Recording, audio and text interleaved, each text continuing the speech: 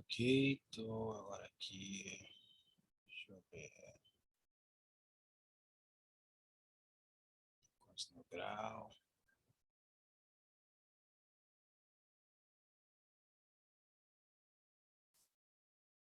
O que nós temos aqui?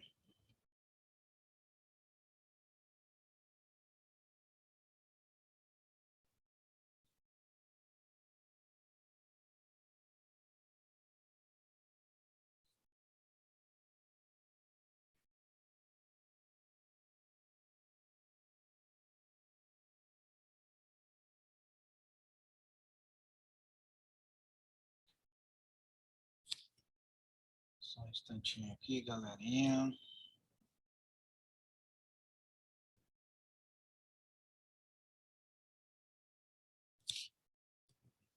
Aqui.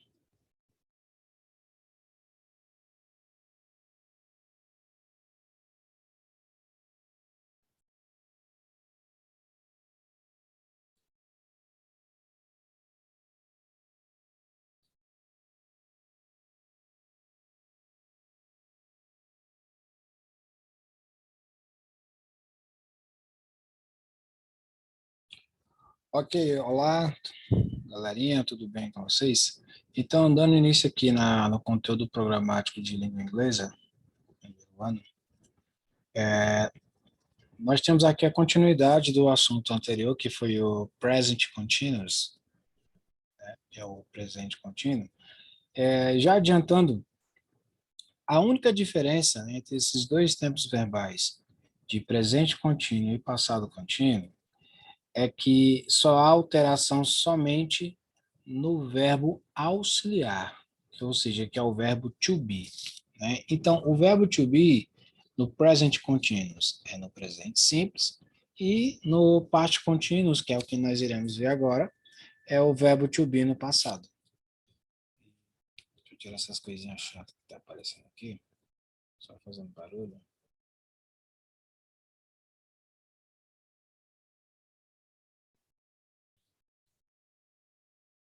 Então, inicialmente temos aqui, né, ó,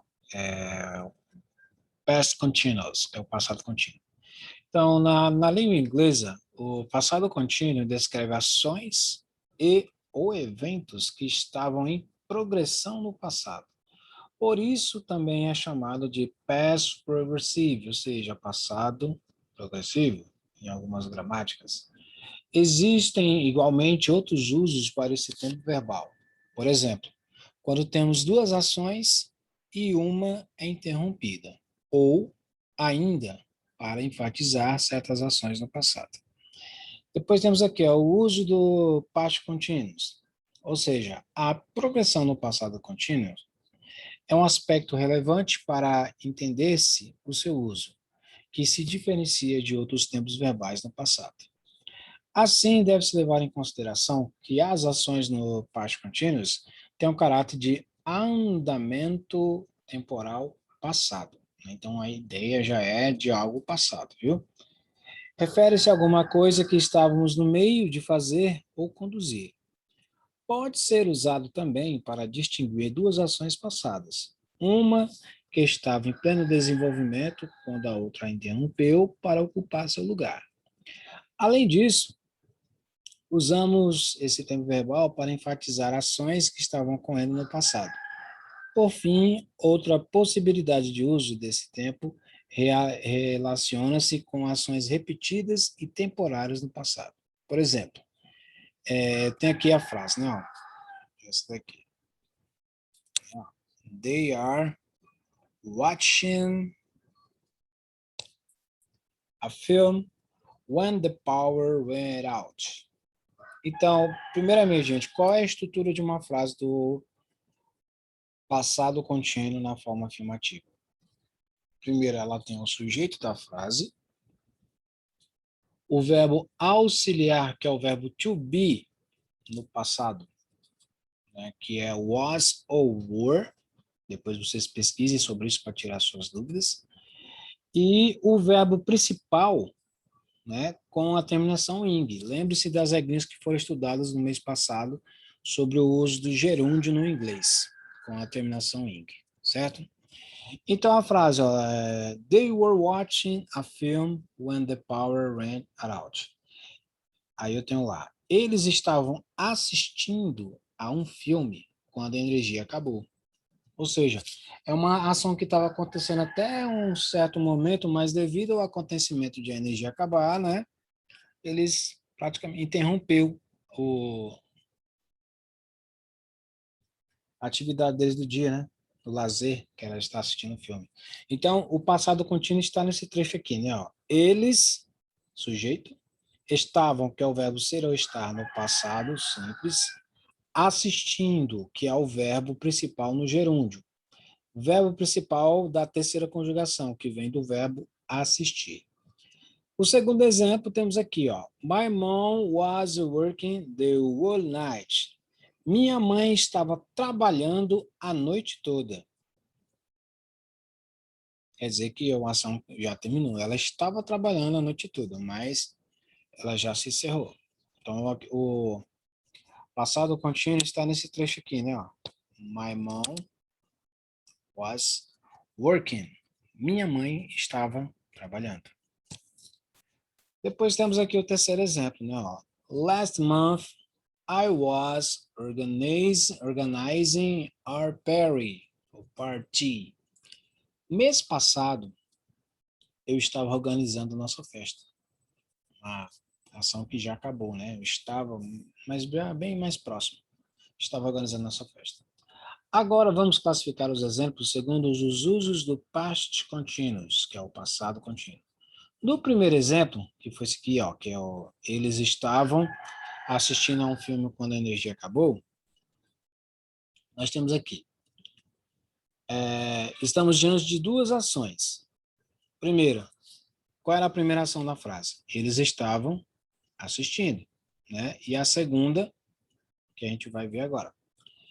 Então, ó, na primeira oração, a ação estava em desenvolvimento, quer dizer, eles estavam assistindo, né? Isso quando a energia acabou.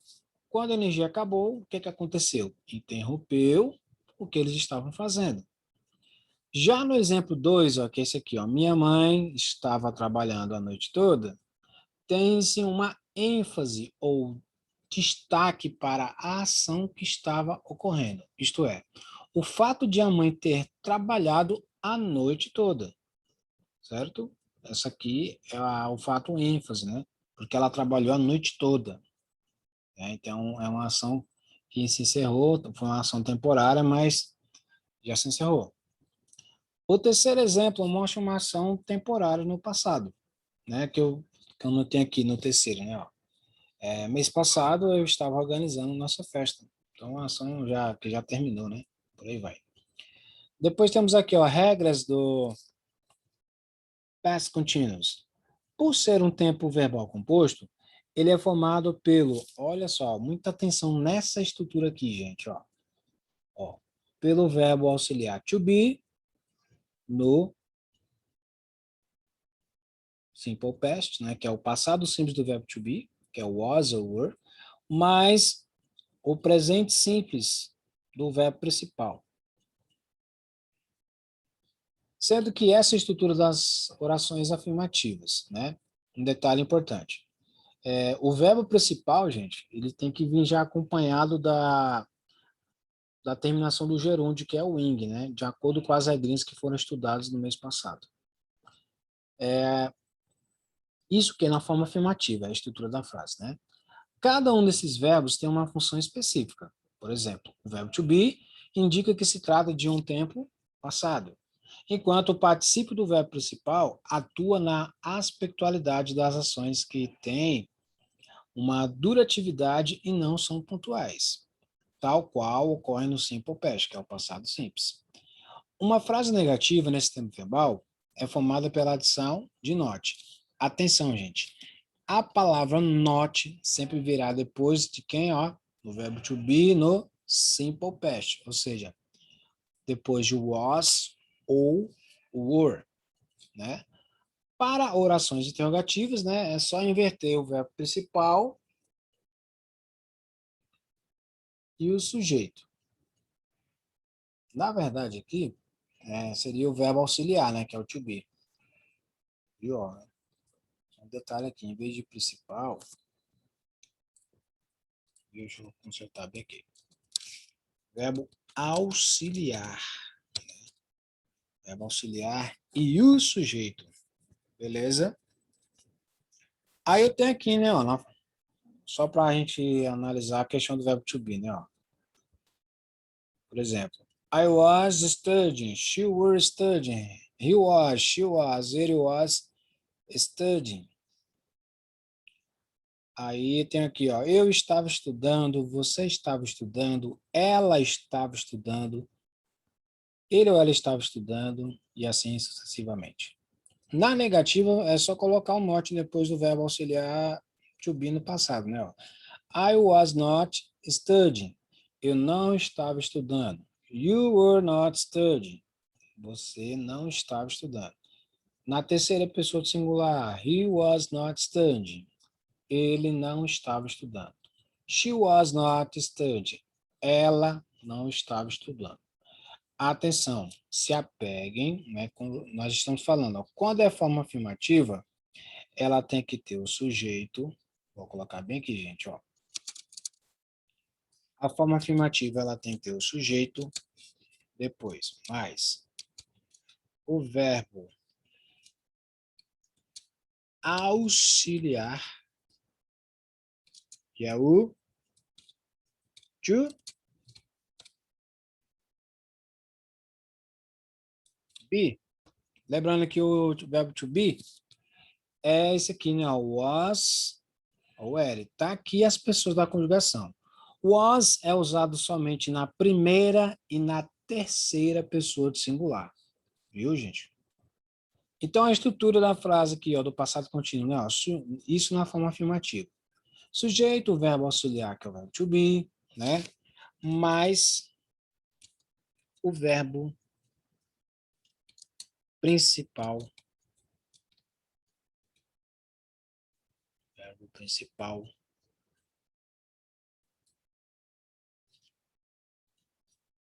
Vou caber aqui, porque estou com espaço aqui, né? Mais o verbo principal com a terminação em ing. Só eu falando aqui já dá para entender. Então, o sujeito, o verbo auxiliar to be, que é o was ou were, dependendo do sujeito, mais o verbo principal com a terminação ing. Então, temos aqui, né, ó, na afirmativa é sujeito, verbo auxiliar to be, verbo principal com ing. Na negativa, só basta colocar o not depois do verbo to be no passado, que é o was ou were, né? I was not, you were not, he was not, she was not. Então, esse not sempre vai vir entre o verbo to be e o verbo principal com ing, viu? É a posição correta. As frases interrogativas, basta só inverter a posição do verbo auxiliar da frase, que é o verbo to be, e o sujeito. Ok? Segunda parte, temos aqui, né? Ó, you were, que é a continuação dessa outra parte aqui, né? Então, ó, quando temos duas ações no passado, uma no passado contínuo e outra no passado simples, que é o simple past, devemos atentar-nos para o uso de when, que é o pronome interrogativo quando, e de while, que é enquanto, que é um advérbio de tempo. O primeiro acompanha as orações que estão no simple past, que é o passado simples. E o segundo acompanha as orações que estão no past continuous, que é o passado contínuo. Veja exemplos, ó. Os que estão em negrita aqui, ó. Número 1. I was reading a book when the door opened. Ó. Eu estava lendo um livro quando a porta abriu-se. Duas situações. Primeiro, eu estava lendo um livro, né? E a outra que foi uma interrupção, né? Interrompeu o momento que eu estava lendo foi quando a porta abriu. Então, são duas ações, né? Em uma só. Eu estava lendo é passado contínuo, né? Ó, sujeito I, verbo to be was, reading, que é do verbo ler, com a terminação ing. 2. Why he was sleeping? I made dinner. Enquanto ele estava dormindo, primeira ação, né? Ó. Enquanto ele estava dormindo, o que aconteceu na segunda frase? Eu fiz o jantar. Uma é passado contínuo, né? E a outra, passado simples. Situações hipotéticas, né? De acordo com uma que é temporária e a outra que foi interrompida. Então, levando-se em consideração as regras estruturais do passado contínuo, basta praticar com alguns exemplos pessoais. Observe os que servem como modelo. Os outros modelos aqui, ó. Eu tenho aqui, ó. Were you having a party yesterday? No, we weren't. We were studying until late for our test on Monday. Olha essa frasezona aqui, ó. Vocês estavam festejando ontem? Primeiro, frase que está no passado contínuo, e um detalhe muito importante, ó, quando tem um ponto de interrogação, essa frase está na forma interrogativa.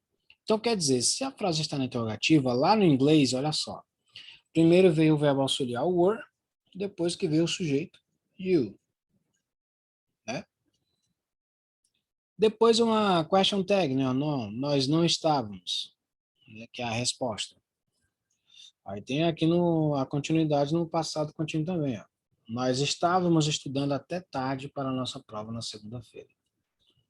2. She wasn't listening to music when the dog barked. Ela não estava escutando música quando o cachorro latiu. Duas situações, né? Primeiro, temos o início da frase, que é passado contínuo na forma negativa, quando eu digo assim, ó, ela não estava. She wasn't. Não, she wasn't. Ela não estava listening, escutando. To music, música. E a segunda frase que está no passado, ó, quando o cachorro latiu. Terceiro, it was raining a lot yesterday morning, but I had so much to do that I couldn't enjoy it. Estava chovendo muito ontem de manhã. Ó, estava chovendo, passado contínuo, ontem de manhã.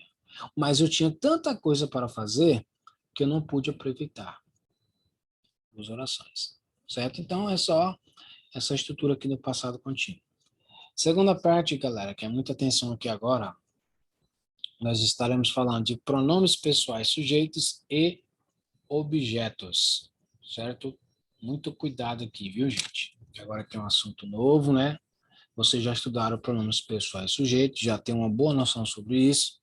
E agora nós iremos falar dos pronomes objetos, que na nossa língua portuguesa são aqueles pronomes oblíquos, né? Pronomes retos, que seria interessante se vocês pesquisassem sobre isso, as colocações de uma frase que se fazem com os pronomes oblíquos, certo?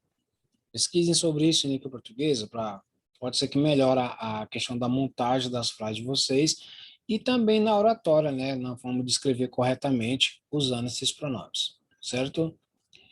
Conto com vocês. Temos agora aqui, né, ó, pronomes são palavras que usamos no lugar de um nome ou substantivo numa frase. Hoje estudaremos dois tipos deles. Os subjects, que são os sujeitos, e o object, pronouns, e pronomes objetos. Então, pegando os dois aqui, desses que vocês já estudaram, tem um lá, né? Ó, os subject pronouns, que são os pronomes sujeitos, correspondem aos pronomes do caso reto, em português, né? Que é sempre no início das frases. Veja a seguir. Subject pronouns, I, you, he, she, it, we, you. Isso aqui você já conhece. Os pronomes do caso reto, né? Que já são os conhecidos, né? Na língua portuguesa são 6 pronomes pessoais. Já na língua inglesa são 8. Certo? Aí ficou essa coisa aqui. Vou aqui afastadão. Essa parte aqui, ela é daqui, ó. Certo? Só para não misturar muita coisa aqui. Então, ó, os pronomes sujeitos são utilizados como sujeito do verbo na frase, né? Por exemplo, I like pizza. Eu gosto de pizza. Sujeito da frase, eu. You are late. Você está atrasado. Sujeito da frase, você. Então, temos aqui os pronomes sujeito, né? No caso reto. Aparentemente simples no início, né? He is my friend. Ele é meu amigo. Sujeito da frase, ele. We live in São Paulo. São Paulo. Nós moramos em São Paulo. Sujeito da frase, nós.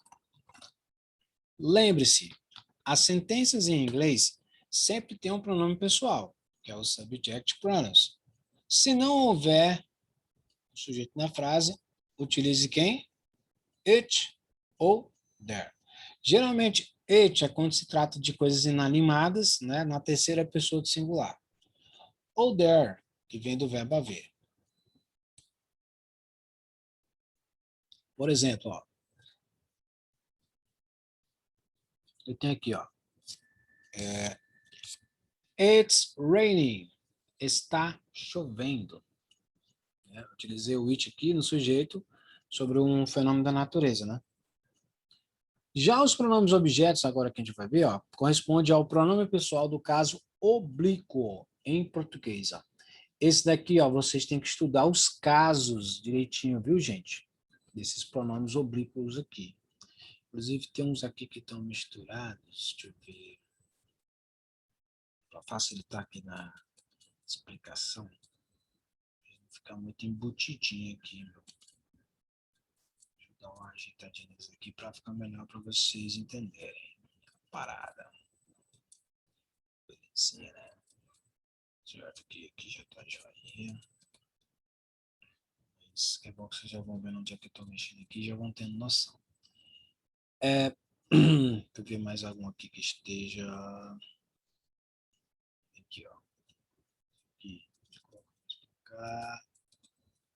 Para não dar BO, né? Ele, ela, tanana, papai. Ah, isso aqui tem que voltar aqui também. Um pouquinho de configuração. E bora ser feliz.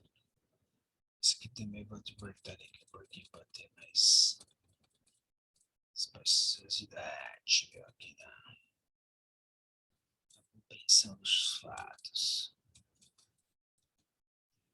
Prontinho. Então temos aqui, ó. Os pronomes objetos em inglês, ó, na mesma sequência dos pronomes pessoais. Eu, você, ele, ela, ele ou ela, nós, vós ou eles ou elas. Só que tem um detalhe, gente, ó, muita atenção. Os pronomes objetos são sempre usados após os verbos ou preposições das frases. Ou seja, no início de frase nunca se deve utilizar pronomes objetos. E no meio ou final de frases, ou seja, após verbos, nunca se deve utilizar pronomes pessoais sujeitos. Então, aqui, ó, temos aqui os pronomes objetos. Temos aqui, ó, me, né, que nós em inglês nós pronunciamos me, que significa me, mim, comigo. You, que tem a mesma grafia do pronome you, né? Só que no caso aqui ele é escrito com letra maiúscula. You, que é lhe, ou, a, te, ti, a você ou contigo. Him, lhe ou a ele. Her, lhe ou a ela. It, lhe ou a ele, a ela. As, nós, nos, nós.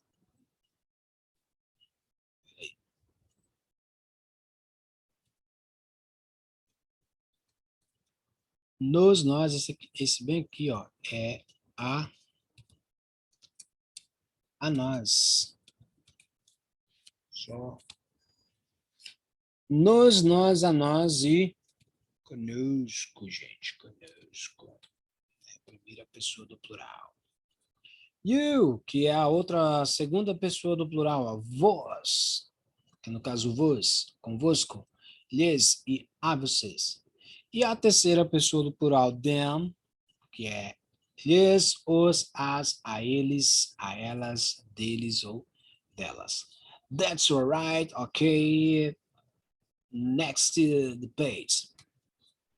A outra parte temos aqui, né, ó, os comuns que você já conhece. I, you, he, she, it, when, e they são pronomes sujeitos. Então, os pronomes sujeitos, eles agem como sujeitos de uma sentença, né? Ó, por exemplo, I wrote the book.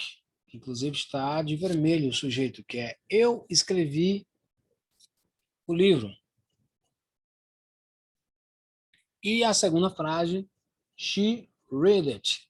Ela o leu. Então, são no início da frase, né? Pronomes pessoais sujeitos. Aqui temos aqui, ó, me, you, him, her, it, us, and they são object pronouns, pronomes objetos. Ou seja, os pronomes objetos, eles recebem a ação de uma sentença. Ou seja, eles vêm após os verbos de uma frase ou preposição. Como, por exemplo, temos aqui, ó, John kissed her. John kissed her. John a beijou. Ou seja, a expressão na linguagem informal, quando eu digo assim, John beijou ela, ou então eu amo ela. Essa frase ela é informal, né? Está fora da forma culta. O correto é você utilizar o pronome reto, né? Aliás, utilizar o pronome oblíquo, no caso, ó. John a beijou. E aqui, she called me. Olha, no final sempre é quem? Pronome objeto. She called me. Ela me chamou. Certo? Utilizamos os object pronouns, que são os pronomes objetos. Aí tem duas situações, ó, como objeto do verbo de uma frase. Exemplos na frase. Can you help me, please? Temos aqui o pronome objeto me. A frase. Can you help me, please? Você pode me ajudar, por favor? Então, nesse caso, esse me que vem após o verbo help é pronome oblíquo. Então, não ficaria estranha a frase se eu colocasse assim, ó, você pode ajudar eu? Né? Ou então, ajuda eu? O certo é me ajudar. Lembrando, gente, que a palavra mim, muito cuidado, ó, mim, né, ó, mim, ela não vem antes de verbos. Ou seja, ó, quem escreve desse jeito aqui, antes de um verbo, por exemplo, tá aqui, né, ó, se eu escrever assim, ó, você pode me ajudar, está errado a colocação do pronome objeto. O correto, o pronome reto utilizado antes do verbo na primeira pessoa é me. A palavra me eu só utilizo no final de uma frase, geralmente após uma preposição. Por exemplo, quando você vai pedir água para alguém, você vai falar assim, traz água para mim, você poderia me trazer um pouco de água? Olha a diferença. Me trazer um pouco de água, ou então traz água para mim. Você poderia trazer água para mim? Então, para mim, a palavra mim é usada no final após preposições. E o me é antes do verbo, né? Então, você pode me trazer um copo de água? Né? Então, essa é a linguagem formal. Depois eu tenho aqui no segundo exemplo, ó, I can see her. Eu posso vê-la. Ou seja, aqui eu tenho, né, o her, que é o pronome objeto da terceira pessoa do singular relacionado a ela. Aí a frase eu não posso dizer, eu posso ver ela. Eu posso ver ela. A expressão eu posso ver ela está errada. O correto é na colocação de eu posso vê-la. E no terceiro exemplo temos aqui, né? Ó, she doesn't like him. Ela não gosta dele. No caso aqui, pronome objeto, ela não gosta dele. Acabou. Depois, né, temos aqui outro caso de a utilização de pronomes objetos, que é no caso depois de preposições. Exemplos. Qualquer dúvida, gente, vocês têm que pesquisar sobre isso, viu? Pesquisar bastante sobre essas questões de pronomes oblíquos, né? E seus usos particulares e as colocações deles na hora de formar uma nova frase. Aí eu tenho aqui, né? Ó, she's waiting for me. Ela está esperando por mim. Olha onde é que o me vem aqui, gente, ó. Ó, me.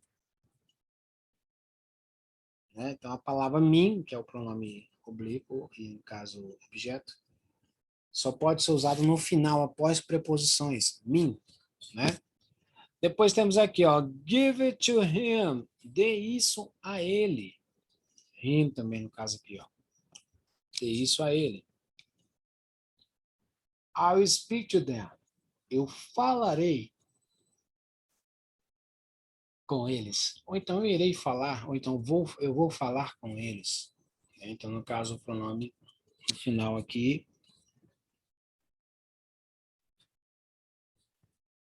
utilizado them, que é o pronome oblíquo. Outros exemplos já na prática, fazendo a alteração das frases da forma correta. Ó, exemplos. Por exemplo, eu tenho essa frase original aqui, que eu escrevo assim, ó. Mary loves John. Maria ama João. No caso da frase, temos aqui que analisar que a frase ela tem um sujeito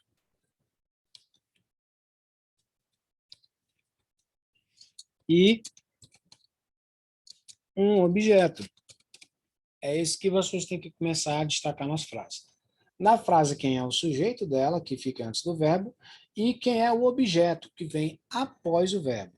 Vamos dizer, então, que nessa frase aqui, ó, Mary loves John. Maria ama João. Maria é o sujeito da frase e ela ama alguém, né? E esse alguém é o João, que é o objeto da frase. Ele é amado por alguém. Quem é essa pessoa que ama João? Maria, que é o sujeito da frase. Então, destacando, temos aqui sujeito, no caso, Maria, e objeto, no caso, será João. Fazendo as alterações, ó, início de frase na forma de sujeito, eu tenho que utilizar pronomes pessoais, que foi estudado no mês passado. Ou seja, pronomes pessoais utilizados no lugar. Aqui eu tenho um sujeito aqui, ó, Mary, que é Mary, Maria. Maria, que no caso é Mary. Se trata de um nome de uma pessoa do sexo feminino, né? E no caso aqui é ela. Então, o pronome que tem que ser usado é um pronome pessoal sujeito relacionado a ela, que é o pronome she. No caso de John, que é no final da frase e após o verbo loves, olha só, muita atenção. Após loves, John, no lugar de John, em vez de utilizar, por exemplo, se eu escrever essa frase assim, deixa eu apagar bem aqui, ó. Se eu fosse escrever, gente, ó, no caso de Mary, eu já sei que é ela, she, o verbo da frase loves, e depois eu colocar, John é masculino, então no caso é he. Pronto. A frase, ó, she loves he. Esse pronome aqui, ó, he, que é pronome pessoal sujeito, não pode ser utilizado em final de frase ou após verbos. Sempre os pronomes pessoais sujeitos são utilizados para iniciar frases. Para isso, após os verbos, existe quem? O pronomes objetos, que é esse carinha aqui, né? Ó, him. Aí eu tenho lá, she loves him. Na concepção da nova frase, traduzindo ao pé da letra, ficaria assim, né? Ó, ela ama ele. Ela ama ele. Ela quem? Maria. E ela ama ele. Ele quem? John. Né? Então, aqui nós estamos falando de uma linguagem coloquial, né? Frase informal, precisando fazer alterações corretas sobre a questão do uso de pronomes oblíquos. Então, por isso eu tenho aqui, né? Ó, she loves him, que é ela o ama. Qualquer dúvida, gente, ó, a colocação, ó, está bem aqui nessa parte, ó. Bem aqui dos pronomes do caso oblíquo, viu? Ó. No caso como him, ó, é a mesma coisa, ó. Eu, primeira pessoa do singular, é me. Segunda pessoa, que é you, é you. A da terceira para masculinos, que de he, que é him. Terceira pessoa do singular para femininos, no lugar de she. que no caso é os oblíquos, her. Para animais, objetos e coisas, no final de frase, it. Para a primeira pessoa do plural, nós, as. You, segunda do plural, que é vocês, né? E eles ou elas no plural, no final, após de frases, após verbos, quer dizer, no final de frases, them. Então, ó, vocês dão uma pesquisadinha mais sobre essa questão. Aí, outra coisa, se vocês quiserem que eu disponibilize para vocês nos grupos aí, ó, o link de vídeo aula suportes, vocês me dão um toque que eu posto lá, beleza? E aí, ó, o outro exemplo que eu tenho aqui, ó, Peter is talking about Anne. Pedro está falando sobre Ana. Pedro está falando sobre Ana. Quem é o sujeito e quem é o objeto? Quem está falando sobre Ana é uma pessoa, né? O sujeito da ação, que é Pedro, que é o Peter. E ele está falando sobre alguém, sobre alguma coisa, né? Só que nesse caso aqui é uma pessoa, que no caso é Ana. Então o sujeito aqui é Pedro e o objeto é Ana. Então no lugar de Peter, né, Peter, utilizamos pronome pessoal para nome masculino, que é o he, né? E no lugar da Ana, que é no final da frase, utilizamos o her, né? A frase inicial, Pedro está falando sobre Ana, vai ficar alterada para he's talking about her. Ele está falando sobre ela. Ele quem? Pedro. Está falando sobre ela. Ela quem? Ana. Beleza. Terceiro exemplo. Temos aqui, ó. The cat ate the mouse. O gato comeu o rato. Trágico isso daqui, né? Típico. Frase típica. Óbvia. Então aqui, ó, o gato comeu o rato. O gato é o sujeito da frase, né? Comeu alguém, que foi o rato. Então, o sujeito da frase, o indivíduo é o gato, né? E comeu o bichinho aqui, que é o objeto da frase, virou comida, o rato. Um detalhe importante, ó. Tanto no sujeito como no objeto, nesse caso dessa frase, ambos nós estamos falando de animais. Um detalhe muito importante. Nomes de animais, objetos e coisas, né? Quando se refere a it, estes nomes têm que estar no singular. Cuidado com isso daí, ó. O gato é ele. Os gatos já são eles. O gato é ele, terceira pessoa do singular. Os gatos, eles, terceira pessoa do plural. Cuidado. Então, no início da frase, the cat, que é o gato, nós utilizamos it. Um detalhe muito importante, gente, ó, muita atenção. O it aqui, ó, ele é escrito com letra maiúscula porque é no início da frase e ele é um pronome pessoal. Já no caso do rato, que é o objeto, atenção. Utilizamos também it, só que um detalhe. It com i minúsculo. Caso aconteça numa atividade você estiver lá, eu tenho bem aqui, ó, no início da frase, o sujeito da frase. É por isso que é importante vocês se prenderem ao que a gente sempre orienta, é que sempre início de frase tem que ser com letra maiúscula. Início de frase, primeira letra é sempre letra maiúscula. No caso aqui de inglês, caso aconteça, viu, gente? Por quê? Eu tenho aqui, ó, dois pronomes que são esses dois aqui, ó. É porque aqui eu coloquei porque está em caixa alta. Mas todos eles aqui, ó, os pronomes objetos, devem ser escritos com letra minúscula, igual está aqui, ó. You, him, her, it, as, them. No caso, foi colocado me, porque no caso ele iniciou uma frase, né? Mas o uso deles nas frases tem que ser com letra minúscula, porque sempre virão após os verbos ou preposições nas frases. Então, atenção, gente, ó.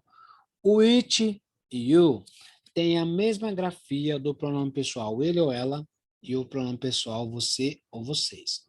Quando nós estivermos falando de pronome oblíquo, o it e you tem que ser escrito com letra minúscula, certo? Se for início de frase na função de sujeito, letra maiúscula. Então, veja a diferença aqui, ó. It com I maiúsculo é pronome pessoal sujeito. It com I minúsculo, pronome objeto, no caso oblíquo. Então, ao pé da letra temos a frase, o gato comeu o rato. Então, o gato é ele e o rato também é ele. Não ficaria estranho se eu fosse traduzir essa frase, se eu escrevesse assim, ó, ele comeu ele. Linguagem informal, né? Linguagem totalmente informal. Ele comeu ele. Complicadíssimo, né? Ele comeu ele. Totalmente errado. Então, utilizando o pronome oblíquo, né? Nesse caso, o correto é o que está na tradução da frase original, né? It ate it. Ele o comeu. Ele quem? O gato o comeu. Esse, no caso, o, que é o oblíquo, o rato, certo? Penúltimo exemplo. Bob and Jill like of Tana and Ellen. Bob, você gosta de Tânia e Helena. Então, temos aqui, ó. Bob e você são os sujeitos da frase, que no caso corresponde a vocês. E eles gostam de alguém, na frase, que no caso é a Tânia e a Helena. Tânia e Ellen. Então, no caso, a Tânia e a Helena são duas pessoas e nós as tratamos como elas, né? Então, Bob e você estão falando de vocês, né? You like of them. You se refere a Bob e você, que são vocês. E o them, que é no final da frase, para a terceira pessoa do plural, que no caso é de Tânia e Helena, que são elas. Então, no caso é them. A frase, então, tem aqui, né? You like of them. Vocês gostam delas. Vocês quem? Bob e você gostam delas. Delas quem? Tânia e Ellen. Ok? Então, esses foram alguns pronomes utilizados em inglês. Uma dica para que possam memorizá-los é construir frases com eles e prestarmos atenção quando lermos textos em inglês e identificá-los nas frases. Bons estudos. Uma observação importante, quem tem o livro, né, tem mais informações, né, sobre esse conteúdo na página 165 como suporte, né? Quem ainda não tiver, pede para o colega, tira bem um print da página tal aí para mim, de inglês, beleza? Aí fica certinho. Então, aqui nós temos esses links de videoaula suporte que pode estar auxiliando mais um pouco na explanação do assunto, né? Falando mais sobre esses conteúdos. E agora aqui eu vou comentar a atividade de vocês aqui, ó. Vamos lá. Gente, tem que ter muito cuidado, porque a interpretação dessas questões é o essencial para que se possa responder corretamente. Então, ó, a primeira questão da atividade, ela diz o seguinte: segundo o estudo sobre past continuous, que é o passado contínuo, qual das alternativas a seguir está nesse tempo verbal da língua inglesa? Então, um detalhe importante. Vocês vão olhar lá no início do vídeo aqui que eu fiz, né? Ou então até mesmo no material, qual é a estrutura de uma frase do passado contínuo. Ela tem que ter isso, isso, isso e aquilo. Ou seja, sujeito, verbo auxiliar e o verbo principal no gerúndio, certo? Então aqui vocês vão marcar apenas a alternativa que está dentro dessa formação, né? Aí vocês vão analisar se é afirmativa, negativa ou interrogativa. A questão é estar dentro do padrão do passado contínuo. A 2 já é uma dica do que vocês vão encontrar na 1, né? A 2, ela praticamente dá uma ajuda a responder a 1, que diz o seguinte: qual das alternativas apresenta a estrutura correta do past contínuo, né? Então, o past contínuo aqui, no caso aqui, gente, eu coloquei ele a partir do verbo auxiliar, certo? Mas aí sabemos que ela tem um sujeito, né? Mas, continuando aí fora o sujeito, ela tem que ter o verbo auxiliar e o verbo principal com aquela terminaçãozinha lá usada no gerúndio, certo? A terceira, complete as alternativas abaixo, passando o verbo em parênteses para o past continuous. Ó, o exemplo que eu tenho nesse daqui, ó, were sleeping in the room yesterday. Vamos supor que o exemplo, atenção, ele está bem assim, para mim completar. Eu tenho aqui a frase aqui na frente, ó, nós estávamos dormindo na sala. Primeiro, eu já tenho aqui no início da frase, gente, ó, já tenho o sujeito dela, que é o we. Nós. Depois eu vou analisar, depois do we, se eu vou utilizar o verbo to be no passado, o was ou were. Para a primeira pessoa do plural, nós utilizamos were. Was é só quando é primeira pessoa do singular, eu, e a terceira pessoa do singular, ele, ela, ele ou ela, certo? Were. Próximo passo, é utilizar o verbo que está dentro do parênteses no gerúndio, de acordo com as regrinhas que foram estudadas, quando é que se coloca a terminação ing nos verbos no presente contínuo, né? Só que dessa vez é passado contínuo. Lembrando a gente, que nunca na resposta deve-se utilizar essa partícula to. Já digo logo, em todas as alternativas, você já elimine logo ela. Só use só a palavra base, que no caso é sleep. Aí vocês vão colocá-lo, né, no gerúndio, que no caso aqui, é sleeping, né? Só que tem que prestar atenção, porque tem alguns verbos que seguem algumas regrinhas, né? Lá do uso do ing. Tem que tomar muito cuidado. Tem que pesquisar novamente o que já foi estudado. Então a frase tem aqui, We were sleeping in the room yesterday. Nós estávamos dormindo na sala ontem. Então vocês têm aqui, letra A, né? Os verbos são esses que estão fora aqui do parênteses, Cada alternativa vocês terão que fazer esse processo. Terão que colocar o verbo auxiliar, que é o verbo to be no passado, né, que é o was ou were, e o verbo que está dentro do parênteses sem esse nome to, já elimina logo de cara esse to. Vocês vão usar só a palavra base, né? Read, watch, play, have e work, certo? Aí vocês vão analisar, depois do uso do verbo to be, tem que analisar o sujeito, né, para saber qual que vai usar. Aí depois é que vem o verbo principal, com a terminação ing, de acordo com as regrinhas. A 4 é a mesma situação. Qual das frases abaixo está no passado contínuo? Então, aí, tem que analisar o contexto. Se vocês quiserem, gente, agora é só colocar lá no Google, né? Google Tradutor, coloca lá na setinha de áudio e fala a frase, ou então escreve a frase lá no Google Tradutor, que aí vocês vão ter a tradução certinha das frases. Porque se eu for traduzir, eu já estou dando dica da resposta. Então, vocês vão assinalar a alternativa que está no passado contínuo. A 5, assinale a alternativa correta usando past contínuos, né? Aí eu tenho lá aqui, nesses dois exemplos, né? Tem aqui, my brother and sister.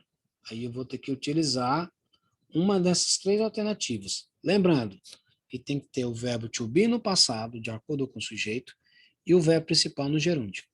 É o mesmo procedimento para a frase the telephone rang while we... Aí eu coloco aqui, o telefone tocou enquanto nós... Estamos da frase. Certo? A 6, temos aqui, assinale a alternativa abaixo que há somente pronomes pessoais sujeitos. Isso aqui não precisa nem comentar. Vocês vão analisar alternativa por alternativa e verificar qual é a frase que tem somente pronomes sujeitos. Beleza? A 7 tem lá, escolha a alternativa que preenche corretamente. Escolha a alternativa que preenche corretamente as lacunas da frase a seguir. Aí eu tenho a frase, inclusive eu já coloquei até a tradução para ajudar vocês. We have to do something about pollution in the Earth planet. Nós temos que fazer alguma coisa sobre a poluição no planeta Terra. Aí vocês vão destacar para a nova frase, né? Não sei o que prejudicando.